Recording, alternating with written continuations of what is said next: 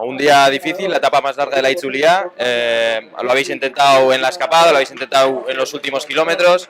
¿Qué sensación os quedáis? Bueno, uno de los objetivos era entrar en la escapada. Hemos conseguido meter a Iriserri, hemos salido a por eso.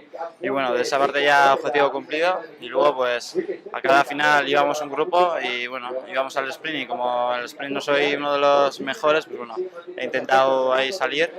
He salido a una arrancada atrás de un BMC y otro Dimension Data, creo.